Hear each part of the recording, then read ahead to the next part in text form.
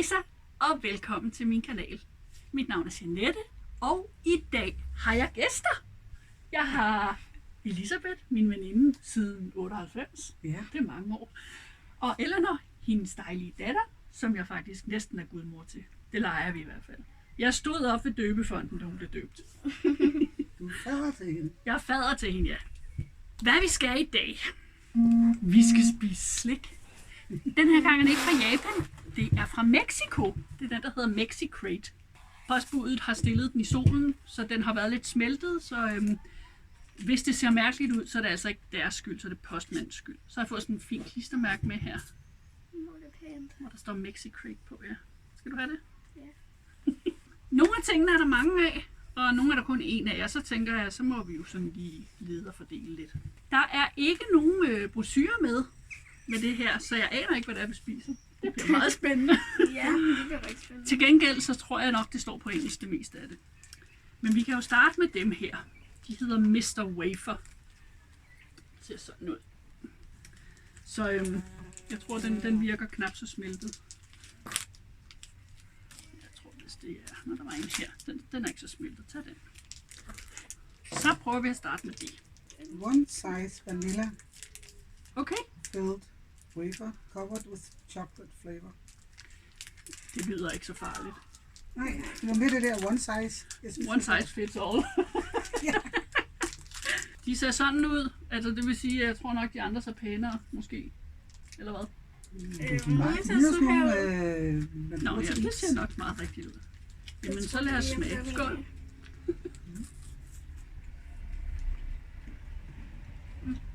De smager af de vafler, man spiser til. Ja, Ej, det smager bedre. jeg synes, det smager vafler med 200 år, tror jeg. Det er meget heldigt, når det er det er. Ja,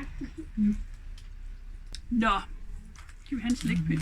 ja, det kan gå. Se, dem her er der 2 af, så jeg tænkte, I kunne dele. I var mere i familie end mig. Ja, men der er en Bola fra min klasse. Fuego. Ja. Der var en fra min klasse, Grandes som... bola til fuego. Ja, det var Helt sådan. ærligt, jeg afbryder mig. Undskyld, Der er hvad en fra siger min du? klasse, der kommer fra Chile, hun kan også snakke. Ja. Din kæreste? Nej, Hvad sagde du så? en fra min klasse. Nå! Min kæreste kommer fra Chile, og du var 10 år, sagde du. Nå, de hed Grande Bola Fuego. Til fuego. Ja, noget med... Det var faktisk noget med Chile. Den store kugle af ild. Balls of fire. De er stærke, så. Det er skidt. Jeg vil gerne starte. Ja. Hvis der er noget pulver inde i, så får Jeg jeg ved ikke, om det. bolas betyder kugle, men det vil det mene. Store boller. Store, stærke boller. Ja. Jeg kan lide den. Den smager sådan lidt af rosiner. Ja. Tam rabarber. Sukkerfri rabarber. Rosiner. Ej. Det er meget mere surt, for sådan noget saft lavede min mor nogle gange, der var barn. Nej. Det smager af rosiner. Ja, men så kommer der sådan noget Det er lidt stærkt. eftertil. Altså, det brænder en lille smule. Ja, Ja. men ildkugler. Jeg tror, man skal længere ind. Helt ind i sindet. Jeg vil også have.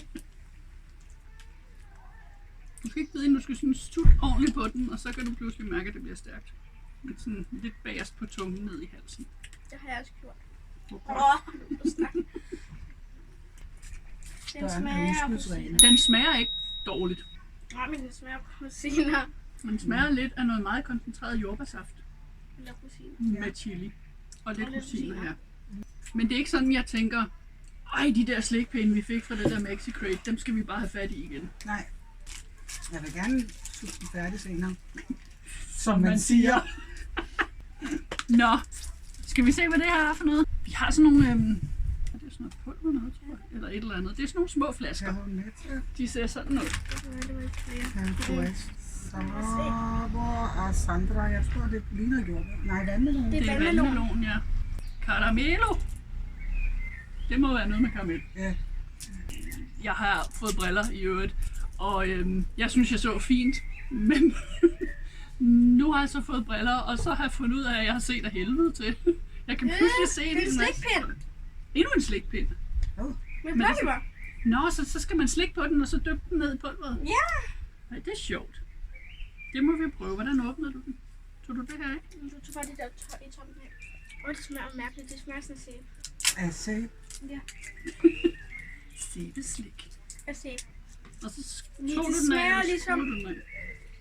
Nå, tog du den af. Og så de stærke. Og så Ja. det er egentlig ligesom, hvad hedder det, en håndsprit, jeg har engang haft. Der er sådan en slikpind her, som ligner sådan et stykke vandmelon. Og så er der sådan noget pulver nede i. Hvor sur. Er det både stærkt og surt? Altså slikpinden smager af vandmelon. Altså, det kan jeg prøve nu. Ja, Så dypper man den. det er rigtig godt, det er bare. Og pulveret er stærkt, eller hvad? Det er så stærkt og surt. Og sådan lidt salt. Ja. Og det tager til. Det er sådan helt nyt, det der med det salte. Det er Jamen, sådan det er sådan salt. salt, surt, stærkt. Ja, meget surt. Ja. Ja. Ja, det brænder en lille smule. Ej, det brænder meget på min tunge. Nede i min Nu hals. må du ikke dø, høre. Bagefter, når Så det får står... du mange likes. Ja. Ja. Ikke likes, men mange views. Altså, jeg er en lille smule spændt på den her. Der er faktisk to. Gør jeg også. Det er sådan noget væske noget. Sådan to her. Ja. Jeg tror, Og jeg tænker, at vi tager en lille tår hver. For at smage. Det her, det er nok noget æble, tror det jeg. har nok noget at Det her, det ja, eller vindruer. vindruer, rosiner. Det Same, er same. det samme. Lad os prøve den her æble ting. Okay, man skal måske ikke lige presse så meget på den. Er det Skal jeg fedt? bare- Er det fedt? Ja, smag bare. Jeg elsker sådan noget væske. Det smager af stikkelsbær. Det er stikkelsbær. Og der har en mærkelig slimet konsistens. Nej, hvor sjovt. Vil du smage for mig?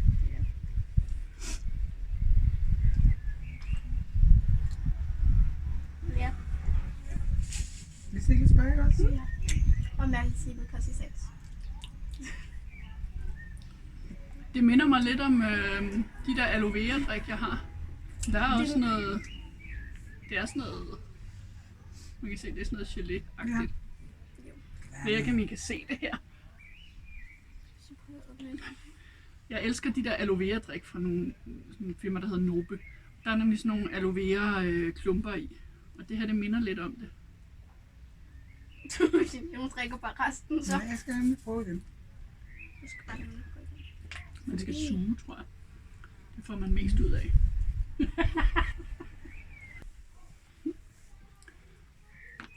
Det er bedre, end at det er en stor klump. Den her smager præcis af det samme. Er det rigtigt? Det smager også af stikkelsbær. Mm. Måske er det kaktusjuice eller sådan noget. Nej, det er ikke.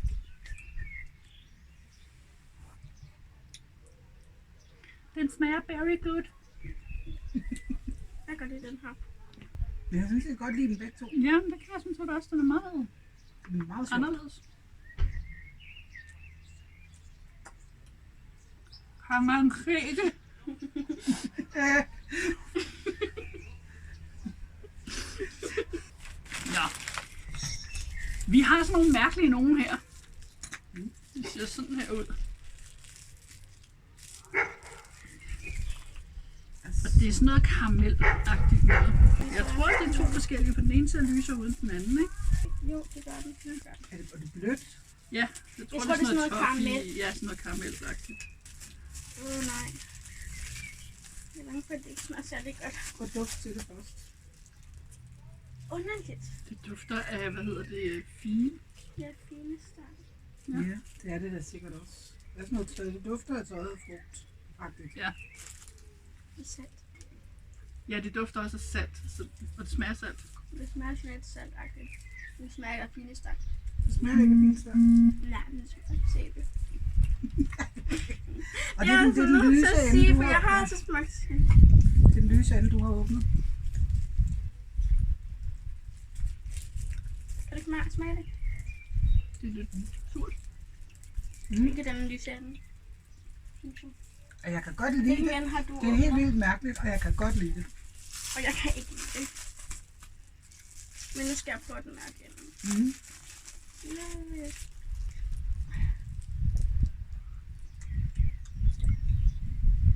Det er nogle mere salt. Så den anden smager bedre. Ja, nu mere salt. Er der forskel på dem? Den var sådan lidt Hvorfor sur. smager den lys her? Ja. Jeg har godt lide. Jeg kan ikke lide det. Jeg tror, jeg tager noget af det her. Og den nye smager helt klart bedre. Jeg kan lide dem begge to. Den lyse er sur-sød. Og den mørke er Sur-salt. Ja. Og lidt stærkt. Der er lidt varme i det også. Det smager ikke særlig godt. Og den er... Jeg synes, det er fedt, du kan lide den. Jamen, du ved godt, jeg har en anden smag i så meget. Så lad os prøve med dem her. Ja, der er lige en til hver af dem her. Der er nemlig. Det er sådan nogle karamel-slikpinde. Tror Ser jeg. sådan ud. De ser faktisk rigtig Står der noget spændende på? Jeg tror, det er jordbær. Jeg tror, det er jordbær. Tikflæ. Tror du, det Tikflæ. er jordbær? Jeg tror, det er jordbær. Jeg tror, du har ret. Der står her, der er 36 kalorier i. Nå, for. Det er jordbær. Den er meget lyserød. Og den er meget jordbær. Og det er noget karamel. Ja. Det er så meget jordbær.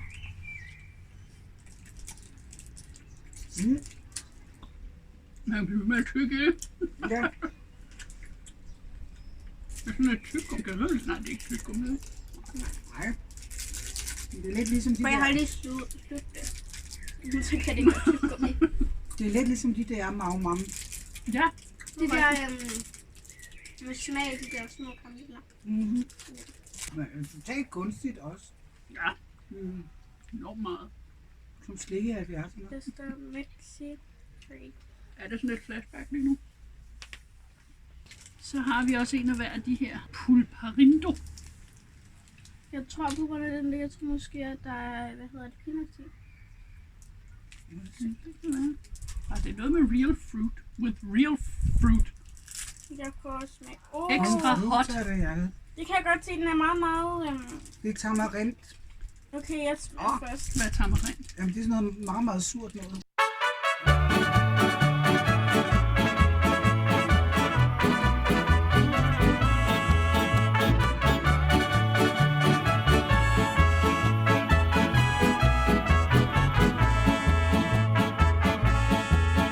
Det tror jeg er en oplevelse. Jeg tror måske, at jeg ikke kan lide overhovedet det her.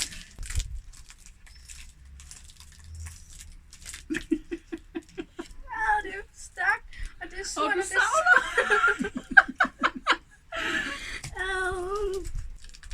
det er stærkt. Det ser meget upåvirket ud. Jeg ved ikke, hvad jeg tager. Det er Kan jeg stærkt. godt. Det er meget stærkt. Ej, jeg er ikke god til stærkt. Hvorfor bestilte jeg sådan noget fra Mexico, når jeg ikke Okay, kan lide prøv det? bare sådan en lille bid ligesom mig. Jeg bare tager en lille bid. Det er meget stærkt bagefter. Ja. Lige nu smager det bare paprika. Og så er det surt. Må til sidste se. Hvad laver du? Er det surt? Det er en oplevelse, vil jeg sige. Jeg vil godt lide det. Først smager det Okay, af hvis du paprika, godt kan lide det, så her. så bliver det helt vildt surt, og så brænder det. Ja. Ja. Jeg glæder mig til at bruge den der. Skal vi prøve den så? Ja. Jeg tror, det er noget med peanuts. Jeg tror jeg også. Det er sådan en chokoladebar, der står Nuga Jeg tror, det er ligesom, hvad hedder det? Cacheta i Cacahuate. Jeg kan ikke huske, hvad det hedder. Cacahuate? Det hedder, hvad hedder det? Jeg tror, det er chokolade. De der, Snickers. ja, Snickers. Den ser sådan her ud. Det ligner snart sådan, det ligner virkelig meget Snickers, der er udenpå. Ja, der er det i hvert fald jordnødder, der er. Nå, så må du bare tage nødderne ud. Jamen, hvad nu lidt? Jeg kan da læse. Er det peanuts? Der er i hvert fald peanuts i her. Lad os Den på. smager lidt af en Snickers. Ja. Lidt mere tam. Synes jeg. Ja. Ellers er det bare fordi, vi lige spiste det der stærke. Men den er fint nok. Den var faktisk ret godt. Hvad er det her? Er det ikke sådan en af de der kugler, hvor man skal slikke den? Det er noget, der er stærkt også. Det der tror jeg, der er 2 af dem. Jo, Fordi der er noget med ild på. Ja. Ja, det er sådan en slikkepind. Endnu en rødbedefarvet ting.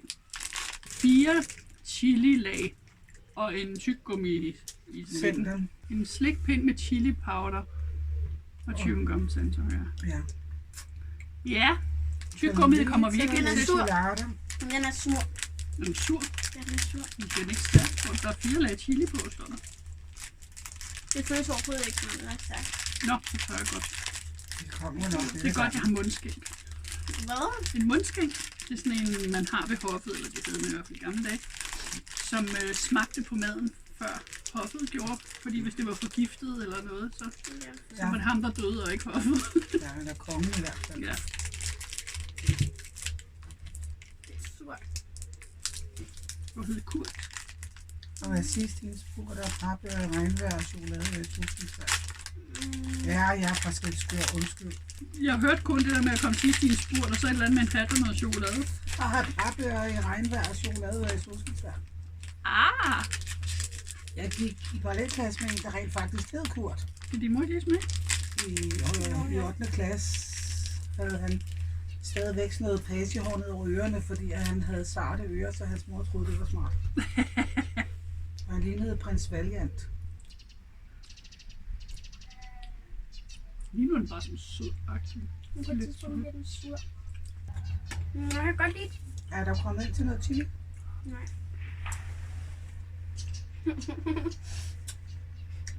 Den minder et eller andet med noget sovs. Ja. Min gør det. Sød sovs, når jeg har prøvet at lave det selv. Ja. Det er stærkt. Når du kommer ind til chili, så bliver det meget stærkt. Ej, din tunge er rød. Det var din også. Ej, den er grøn indeni. Er det? Lad mig se. Gud ja. Der kommer sikkert forskellige farver til sådan en forvandlingsskole. Dem her, de ser rare ud. Ja, de ser sådan meget klamme. Ja. Sådan der. Det var den samme min mor. Lavakita. Mor, du kan få lov til at få karamel papiret. og noget med noget... Her må du få papiret. Og så får Jeanette et slik. Det er noget med kofløde, står der. Jeg kan godt lide fløde. Det ligner sådan et æg på en måde. Den køler min tunge ned.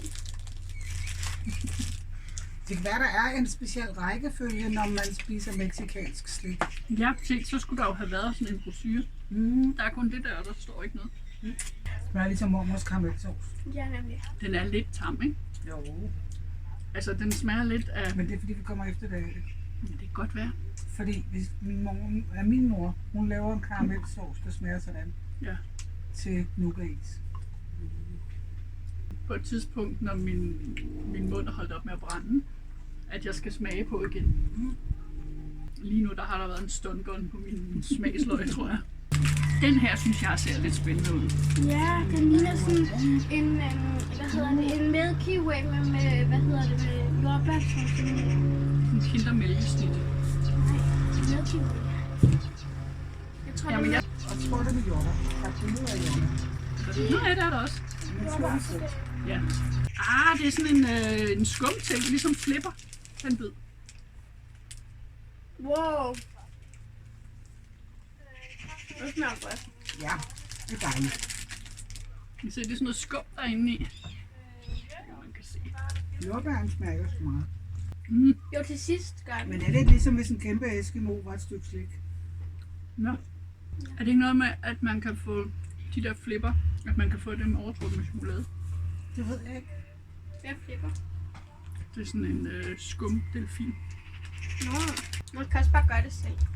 Ja, Det kan man. Og der er mange ting, vi ikke har overtrukket med chokolade med. en fejl. Det er en peanut candy bar. Sinaloense. Nej, det var ikke italiensk.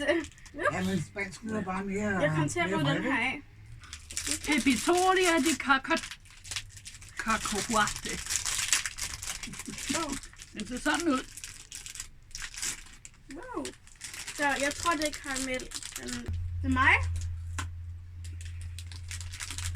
Det smager ret meget jordnødder. Naturlige jordnødder. Ja, og så bliver overtrykket med karamel. Det smager enormt hjemmelavet. Det smager enormt meget som en ting, man skulle give til mormor, hun skulle prøve at lave. Det er simpelthen bare peanuts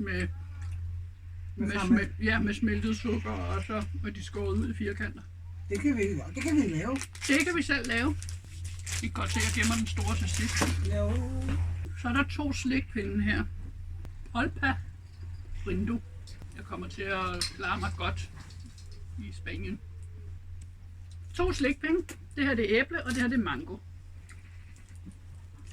Sikker på, det er. Hvad for en vil I gerne smage?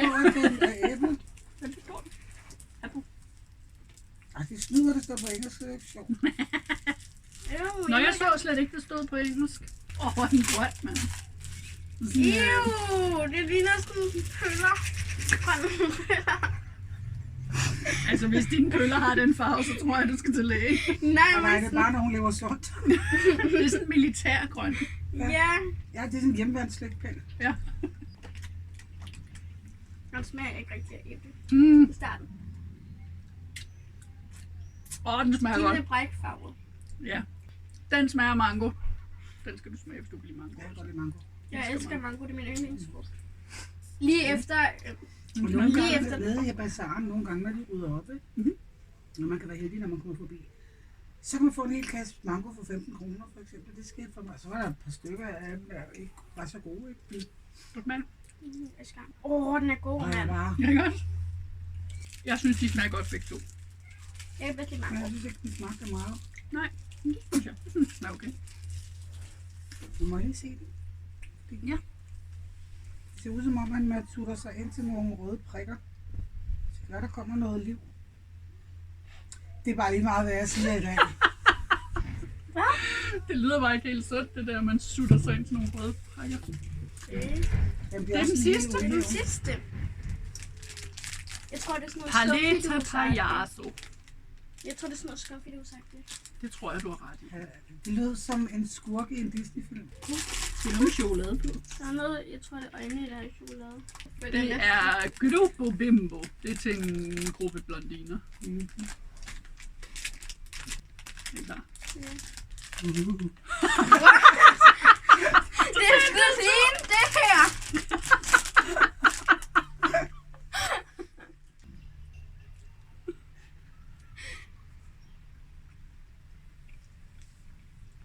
Er den ligesom bærneskum? Nej, det er noget bedre. Mm. Ja, den var bedre. Ja, den smager ikke så meget. Jeg kan stadigvæk godt lide den. Den smager ikke noget som helst. Den ligner altså ikke rigtig sådan her. Ej, jeg er også en lille smule skuffet. Ja, det er jeg også. Hayato. Ej, det betyder klovn. Det er ligesom Bayas. Nå, Hvad var din yndlings? min yndlings. Ja. Det tror jeg, det var mango slikpinde. Min yndlings var nok den der skumting. Den var også meget god. Jeg tror, min var den der tamarind med masser af stærkt på. Og så de der gode skikker. Ja, det var dem, jeg mindst kunne lide, faktisk. Jamen, det er jo det. Jeg er jo... Jamen, jeg mindst kunne lide, var Så kan nok vi sagtens dele sådan noget her, det jo. der mindst, jeg godt mindst kunne lide, Jeg var har nok også godt også det lide der. vandmelon. Ja. Ja, vandmelon. Hvad var det for noget med... Nå, det var de der stærke nogle. Ja. Ja, det var jeg heller ikke så tosset med. Nu kan jeg da ikke lide. Tak for hjælp. Velbekomme. Det var det, vi havde til jer i dag. Jeg håber, I hyggede jer. Det har vi ikke. Ej, der står slik på din... Ja, det er rigtigt. Der står slik på mit kamerastativ. Ja. Perfekt til dag. Husk at like og del og subscribe, hvis du ikke allerede gør det. Og I er meget velkommen til at lægge en besked hernede, eller en lille kommentar nede i kommentarboksen. Så ses vi næste gang, jeg laver en video. Ha' det rigtig godt. Hej hej!